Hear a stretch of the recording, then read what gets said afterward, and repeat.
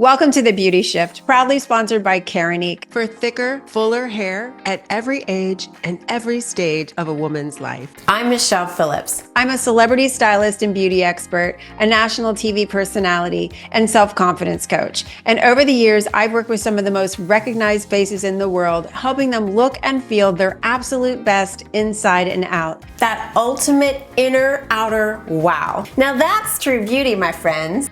Welcome back to The Beauty Shift. I'm your host, Michelle Phillips. I'm so happy you're here with me today because this conversation is one that I have been so looking forward to sharing with you. My guest is not only someone that I deeply admire, but she's also someone I'm honored to call a dear friend. Her name is Nancy Levin. She's a best-selling author, master coach, and highly sought-after speaker who has been featured on Oprah, Psychology Today, and even has a TEDx talk. And through her best-selling books and transformational coaching programs, Nancy is helping thousands of people rewrite the rules they live by, step fully into their truth, and create lives and relationships that truly light them up. And in today's episode, we are going to dive into a subject that is both timely and life-changing: boundaries. Creating boundaries that stick, breaking free from people pleasing and overachieving. So if you've ever felt stretched too thin, silenced your own needs, or struggled to say no without feeling guilt, this conversation will give you the tools and inspiration to reclaim your power, stand confidently in your worth, and design relationships that are uplifting, supportive, and deeply aligned with who you are. So grab a cup of tea, settle in, and please join me in welcoming Nancy Levin to the show. Nancy, I am so thrilled to have you here today. I adore you. I also want to talk about, just right off the bat, how grateful I am for you. Honestly, when I got the book deal at Hay House and I was invited to fly out to work with you, Louise Hay, and Cheryl Richardson for a weekend, I had a lot of imposter syndrome going on. I was like, wow, I'm a makeup artist and a beauty expert, and I've been on TV for many, many years, and I just wanted to write a book to help women feel better about themselves, not just put lipstick on every day. And I share this idea and get the book deal with Hay House, which was so exciting to me. Working with Louise Hay, you, Cheryl, Wayne Dyer.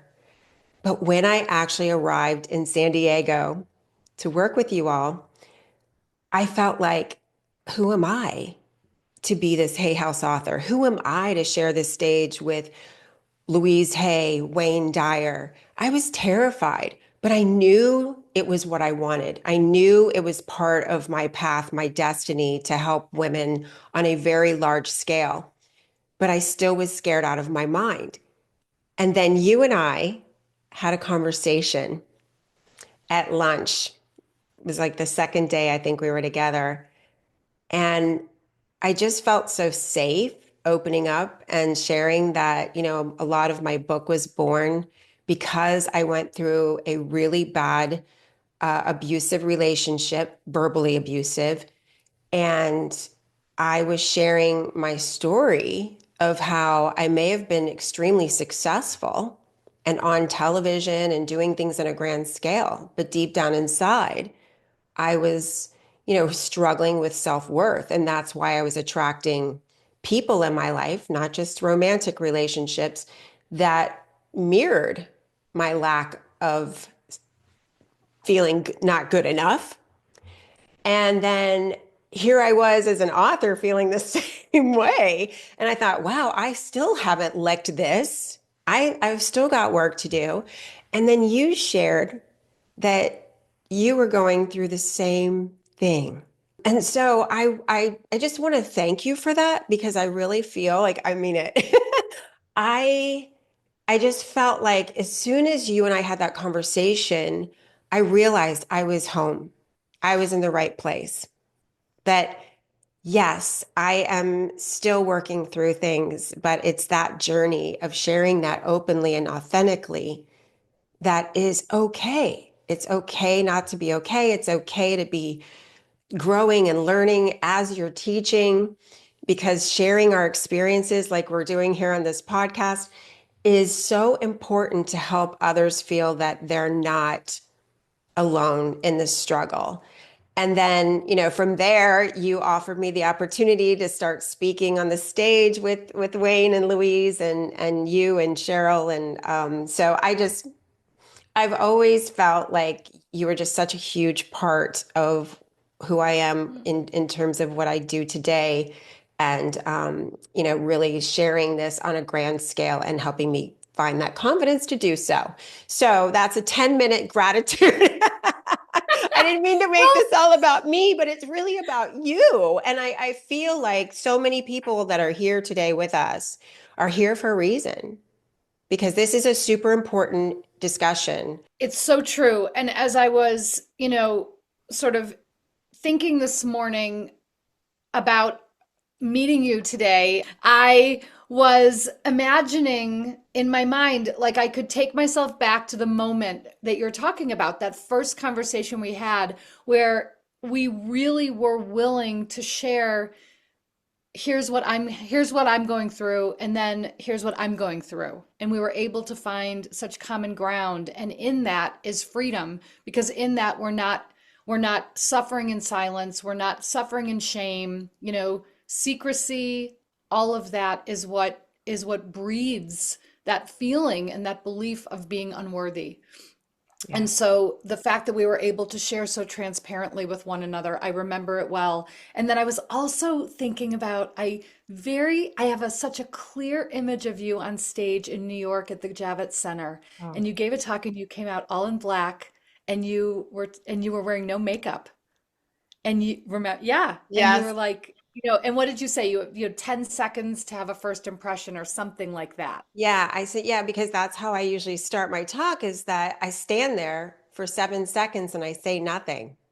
And I Yep. have no makeup on and I'm in a, Yeah. very plain outfit, because Yep. people think, here comes the beauty girl. She's going to come Yeah. out and talk about beauty. All glam. But Right. I'm like, no, I'm going to sit here for 7 seconds. And in those Yeah. 7 seconds, um, people are judging me. They're checking me out. That's my first impression. And so I think a lot of people, that's what we do, is we show up typically how others want to see us. And that's the thing. And so, especially going back to childhood, we are, like you said, we are taught to be the good girl, not to make waves. And really what we're doing is we're learning how to package ourselves to be palatable to everyone else around us. And we learn from a very early age what's okay to be and what's not okay to be, what brings praise, what brings punishment. And so we begin crafting very carefully this persona that we put forward into the world. And for decades, I did this. I, was projecting this image of perfection to the world. I didn't want anyone to know what was going on behind closed doors. And I was very carefully managing the perception of others, giving them a very specific lens to see me through. And here's the deal. When we are expending that kind of energy, wearing a mask and the cape and the armor, we are exhausting our own Absolutely. life force. Yes. Oh, And, yes. It's yeah, exhausting. it is exhausting. It is exhausting. And the most surprising thing that I learned was that when I was willing to first tell the truth to myself, and then tell the truth to the people around me with whom I felt safe. The people who I feared revealing myself to the most were the ones who rallied around me the fiercest, and really created a scaffolding for me to rebuild myself from the ground up. And the resource, the energy that returned to me, or maybe even came into me for the very first time, is what fueled me in my own reinvention.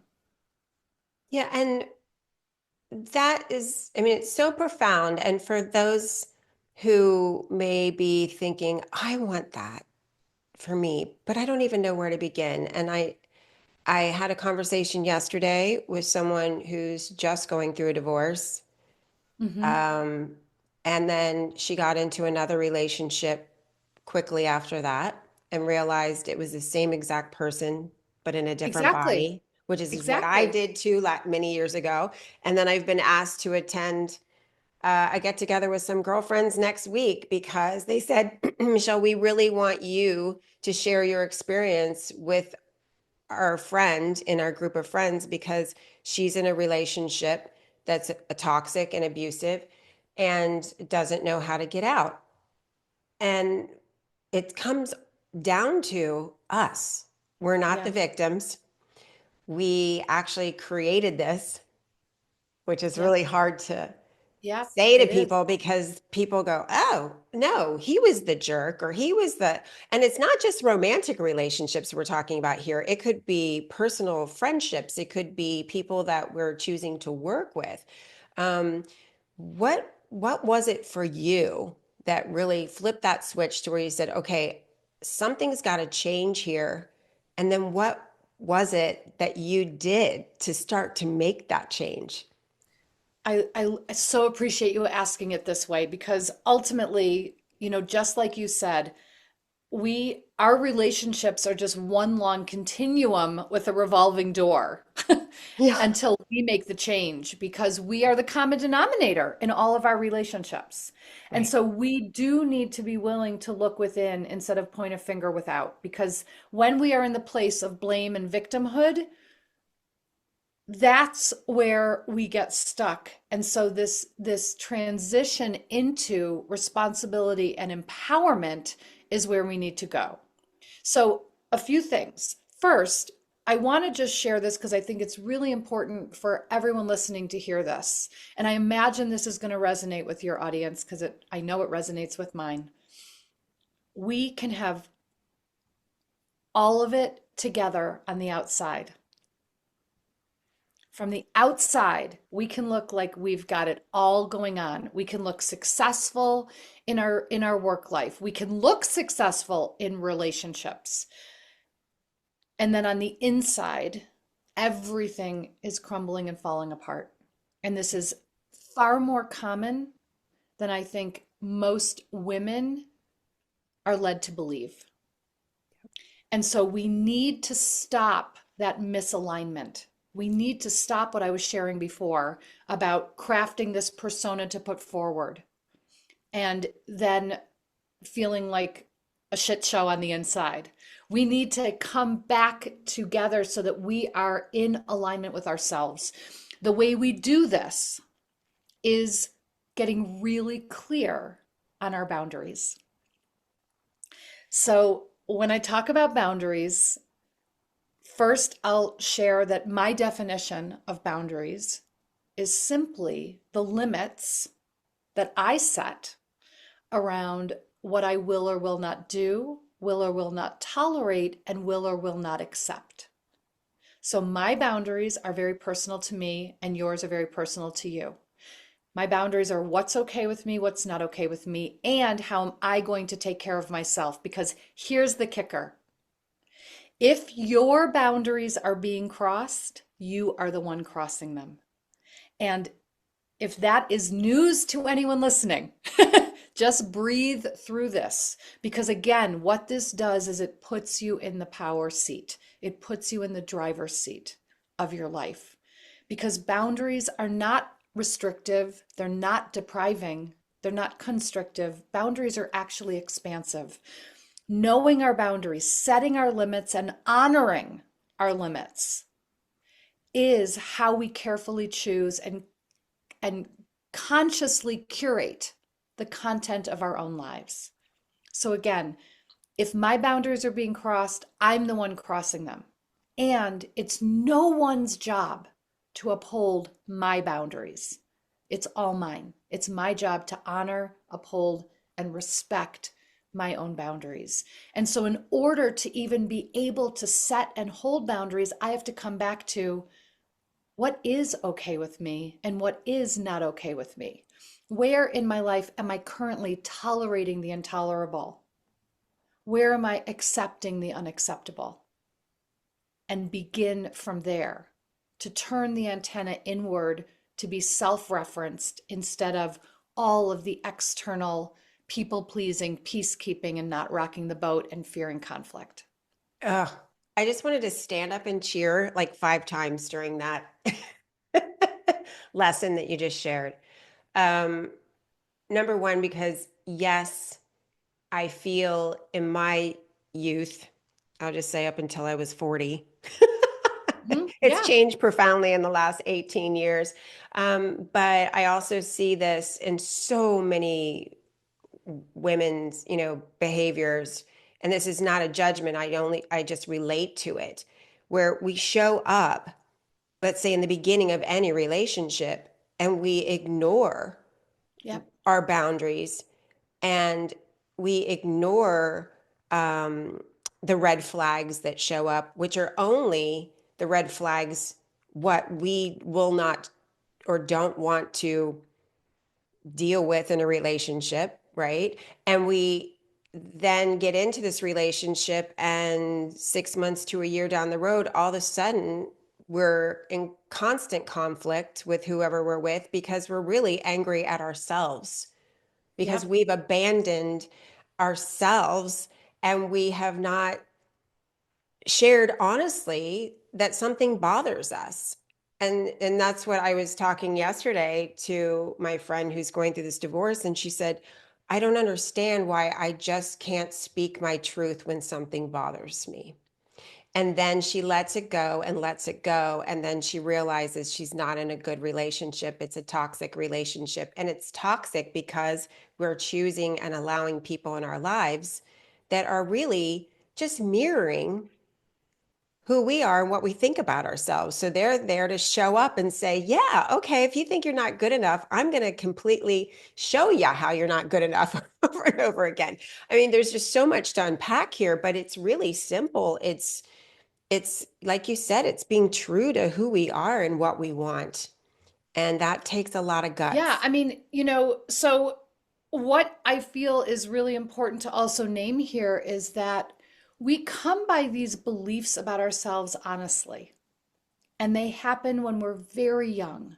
So these are the shadow beliefs, the limiting beliefs that get embedded in us when we're very young, under the age of 10, based on circumstances and situation and events around us. Right. And we begin to draw conclusions about ourselves based on what's happening because we don't have an adult capacity to process and digest what's happening in any other way other than to draw a conclusion about ourselves. And so these shadow beliefs form at an early age, and these beliefs sound very simplistic, almost childlike. I'm not enough. I'm not good enough. I am bad.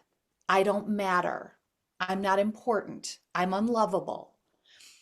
And really, they all begin to funnel into a singular belief of I'm not worthy. I'm not worthy of love. I'm not worthy of money. I'm not worthy of success. I'm not worthy of happiness, whatever it might be. And then because our beliefs are magnetic, Mm-hmm. we will draw toward us, we will find evidence. We will draw toward us relationships, circumstances, and situations that reinforce and corroborate what we believe about ourselves. So many people think that a sense of self-worth is going to come from the outside in. Yes. If someone outside of me deems me worthy, Yes. then I will believe I am. And that is backwards because the self-worth needs to bloom and blossom within and then radiate outward. Self-worth is an inside job. And the truth is, we expend a lot of energy trying to prove and earn our worth. And that is not something that is even necessary Mm-mm. because we are each of us inherently worthy by being here. And we've bought into this idea that we have to do something in order to prove or earn our worth. For me, I had, I believed my worth was tied to, first of all, how many gold stars of validation I could receive from the Right. outside world. And I received them all. And Oh then yeah, here, me too. oh I was yeah, right. perfectionist Of chaser. Oh course. yeah, Of perfect, course. perfect all the time, at least Right. striving to be. There's no such thing. Right. But the truth is that everything we're seeking externally needs to be resolved internally first. So no Hmm. amount of gold stars is ever going to fill the void within. And I thought I had to do for others, achieve, produce in order to earn my value and my worth. And everything changed when I found my own self-worth within, and I was no longer letting someone or something outside of me determine my sense of worthiness. Yeah. And so, in terms of, your friend, for example, if an early imprinted belief is, my voice doesn't matter, or I'm not good enough, if that gets imprinted early, we are going to go through our lives believing that to be true. But it's really important to remember a belief is not a fact. Right. And your limiting shadow beliefs are in place only because you believe them. Mm. I love that. I just want to take a quick moment to thank our amazing sponsor, Keranique, the go-to brand for women's hair growth solutions. If you're looking for healthier, thicker, more beautiful hair, no matter what hair concerns you have, Keranique has got you covered. Their products are clinically proven and dermatologist recommended, offering a complete hair care system, including treatments, shampoos, conditioners, and supplements to help you achieve stronger, fuller looking hair from the inside out. So whether you're starting your hair regrowth journey or maintaining gorgeous, healthy locks, Keranique has a solution for you. And as a Beauty Shift listener, you get 25% off site-wide. All you have to do is head over to store.keranique.com and use the code BeautyShift25 at checkout. Thanks again, Keranique, for supporting the Beauty Shift and helping women everywhere feel confident and beautiful. So now let's get back to the show. Yes, it's just, well, change your thoughts, change your life, right? Right. But again, Yep. at the same time, that belief system has to come with an emotional, um, it's an emotional belief system too. It's not just a thought, it's something that you internally really, it takes time to build that and to believe that you are worthy, to believe that you are good enough. And when I was training to be a life coach, which was a very long process and a process that in order to become a really good coach, I needed to do the work within for me. And then Same. I have a master coach that I work with because I always feel like every good coach has a coach, right? Every coach needs a coach. Oh yeah, because you got to Yep. take, and Louise Hay used to always say this is a lifelong process. It's not a one Yeah. and done. You do the work and it's over. But I remember my coach saying to me when I had gone into the next relationship that was just the same person in a different body Yeah. that was really not healthy at all for me. And I said to her, I need to change whatever's going on with me that is Right. attracting that. And Yep. she said, welcome to the first steps of breaking the cycle. Because this was a Yep. cycle that not only that I had, but my mother had, and my mother's mother. And so she said to me, what are the things that you're really seeking in a relationship? And I said, I want someone that's really trustworthy. I want someone empathetic. And I went on down the list and then I said, I want someone who loves me unconditionally. And she said, do you love yourself unconditionally? Do Right. you trust Right. yourself? Right. Do you have empathy for yourself? And I was like, that would be a no. If you think about it, I beat myself up. At the time, I was doing all of these things that were self-sabotaging belief systems that were very negative about myself. And so I started my journey of making my shift by waking up every single day and saying, what does Michelle need today? Exactly. And taking care of myself as if I would my own children. because I would take care of them, if they were hurting, if they were going through a difficult time. I wasn't giving myself that same love and support. And once I did, everything shifted, and I no longer allowed anybody in my That's right. life, I don't care what kind of relationship, no one in my life that was going to talk down to me or treat me in a way that wasn't respectful or kind or loving. And it was that simple exercise that was a continuum that I had to keep working on. And to this day, there are times where I'm like, oh boy, you're going backwards, Michelle. You know intuitively that this isn't a good relationship. So step back, and take a look at this. So, I mean, I share that because I feel like a lot of times when women come to me, they're coming to me for a shift in looking better. They want to look better because they're going through a Mhm. divorce or a bad relationship. Okay, I want to look better so I can attract the next one. And then we go through the internal shift that needs to be happening. Yeah, it's like Right. it starts from within. It's It it's starts very, from very within. different. Yeah. Yeah, I mean, there's a few things that I just want to share, sparked by what you've said. First, in terms of all the red flags we avoided, that we Hmm. ignored. And especially as women, we are sort of programmed to want to be picked and chosen. And so we can go out on a first date, if you will, and completely abandon our sense of, do I want to see this person again? And put all the energy into wanting that other person to want to see me again, Right. regardless of how I feel. And I see this over and over and over again. So it's, what do I need to do to show up? And this is when we become a chameleon. This is when we go into the, who do I have to be in order for you to want me? Hmm. And then we start doing all the things that cross our own boundaries. We laugh at things that aren't funny. We don't we don't raise our voice to something, or don't give voice to something that may offend us. I have even had clients who say, I went out to eat and ate something that I'm allergic to because I didn't want to tell the truth. I wanted him to like me. Wow. That's the degree to which we can go to cross our own boundaries. And so we Right. have to really pay attention to this. And, a few things I'll add here because, Hmm. with you saying, waking up and like, what does Michelle need today? Absolutely. And this is why I love saying I am the most selfish woman in the world, Oh, I love that.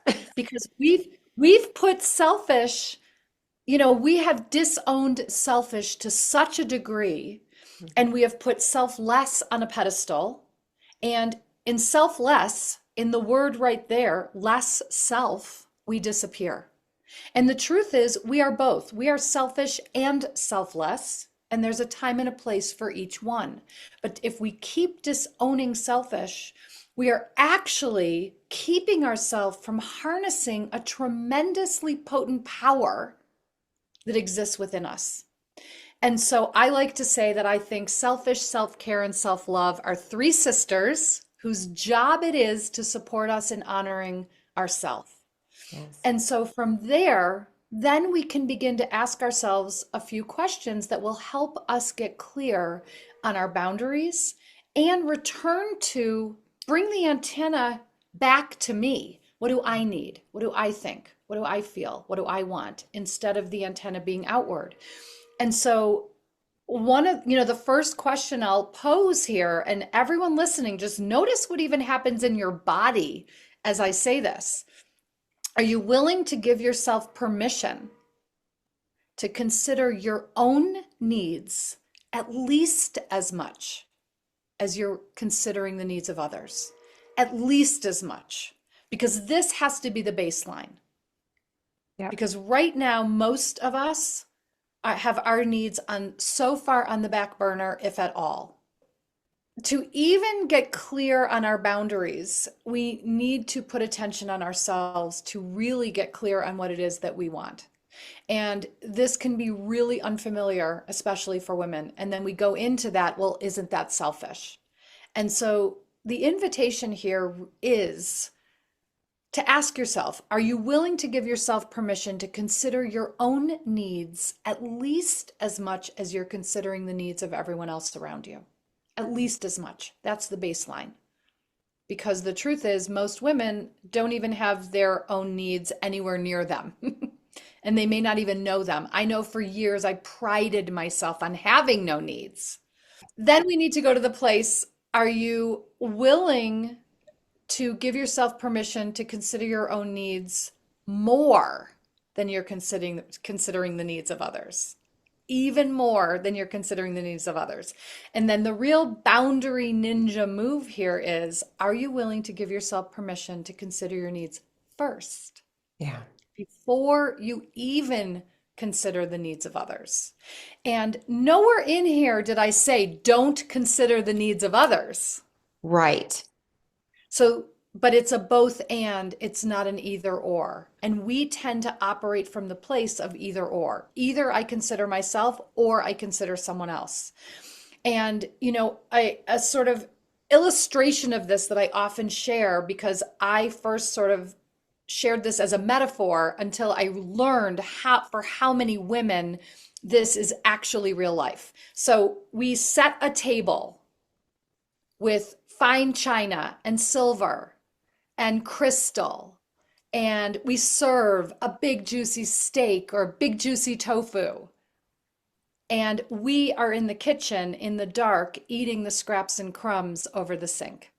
Mm, you gave me the chills, Right? And we do right? it over and over again. We do this literally and we do it metaphorically. Right. It is time to take our seat at the head of the table of our lives. Yes. Period. End. And not be afraid. So Right. it's the fear factor that comes into play to where it's all about, I'm afraid, bottom line, to really step into my power, speak my truth, be who I am, create boundaries and say, no, this isn't acceptable, or Yep. I adore you and I love you, but I am not able to do this today to help you. Putting your needs first because we're afraid of rejection, what people will think of us, that they won't want to be around us anymore. How do you help people Yeah. get through that hump? Exactly. So here's the deal. If you are fearing external judgment and criticism, the truth of the matter is you are living in judgment and criticism of yourself. When I am clear and clean and in right relationship with myself and all parts of me, when I am living in alignment with my wholeness and my truth, I have no Velcro for someone else's judgment or criticism to stick. That's so good. That is so good.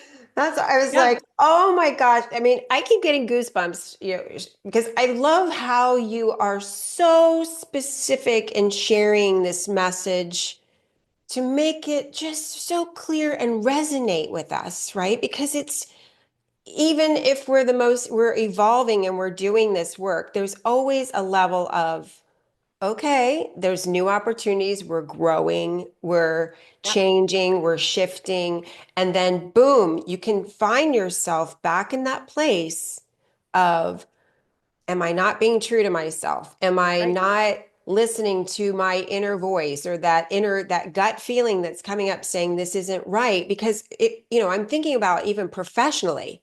We're Yeah, afraid that if we absolutely. say, no, this isn't acceptable, we don't want to take on that project or that client or something Yep. just doesn't resonate with us.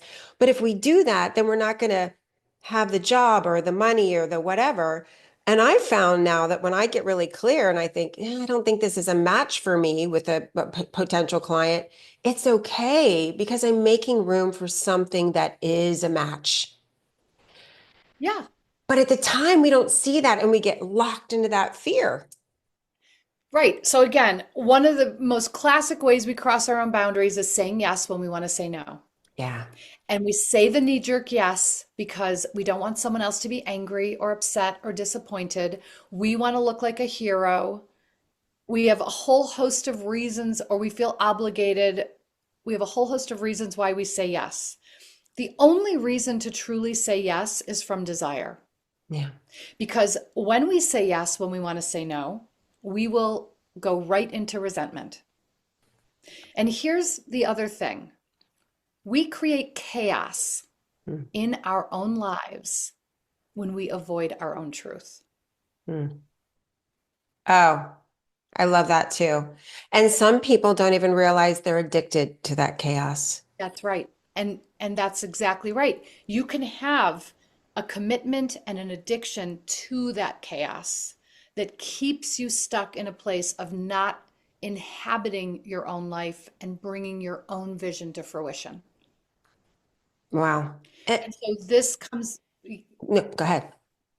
I say, and this comes back to why I will harp on this integration and acceptance of our own wholeness so that I'm no longer pushing parts of me away. I'm no longer pushing away selfish, for example. And I'm owning I am this and I am that. I am everything. Instead of believing that the only way you are going to love and accept me is if I hide some part of myself. Right. And you, speaking of the wholeness, I've heard you recently talk about a relationship, a true partnership are two people that are in their own wholeness, which is what I have now with my amazing husband of 10 I years. know. I'm just Yes, like, what happened? How did I find I this guy? know. Well, it happened because I did this work. That's right. And That's right. we are two people that are whole individually, working on it, not always perfect. There's no such Yeah, thing as that. But we are true to who we are individually and what our individual needs are. And then coming together, we complement each other. I'm not seeking my husband's whatever moves he makes or whatever he does is what my happiness depends upon, or waking up every day wondering what his mood's going to be, so that determines my mood. And so recently exactly. I've heard you share this with John Holland, and I Yeah. was like, oh my gosh, that is something that is so important, I feel, for us to just hone in on, and strive for. Yes, because most of us are taught that the goal of relating, of relationship is harmony at all cost. Right. And harmony at all cost comes at a great cost to us because what that ends up doing is keeping us in that loop in our head of what do I need to do or say to make everything be okay? Right.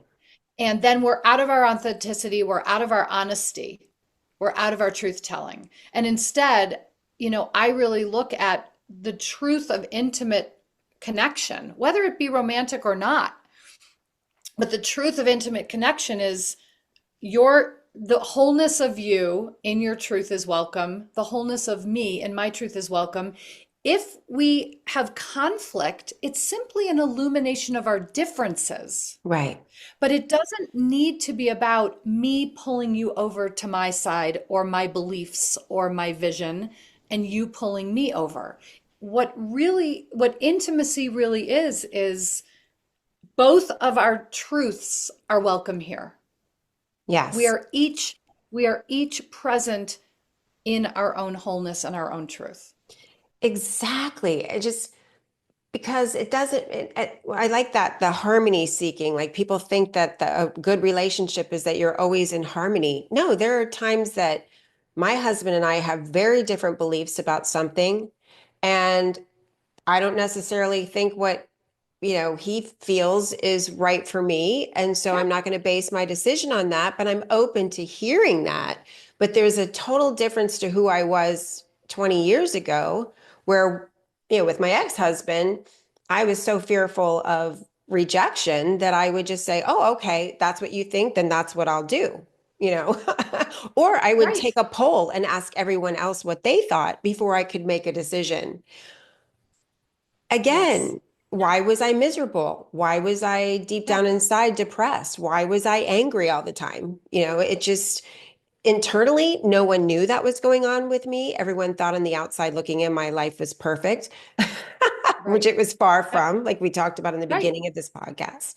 But it's so important that I just feel like a lot of the clients I work with, they say, well, I just don't think there's anyone out there for me that gets me or that's going to make me happy. And that's when I am like, that's not what we're striving for here. That is the complete opposite of what we should be. And I'm not saying should in terms of shoulding all over people and making shaming anyone for feeling that way. It's just how we've been programmed, and it brings us the unhappiness that we have inside that we feel like we just can't fulfill. Right. And whenever we're in a relationship of any sort, once again, where we think that the only options are the extremes, so that we don't speak our truth because I'm afraid they're going to leave me. I'm afraid they're going to abandon me. There is something far greater at play here. Right. Because if we are afraid of something that extreme in a relationship, the relationship itself is not built on a solid foundation. Yeah. So we need to be able to go all the way back to the basics to see the foundation that the relationship has been built on and Hmm. question that Right. instead of focusing on the the conflict at hand. Right. The surface level issues that are showing up that have nothing to do with what's actually going on underneath. Yeah. Yeah.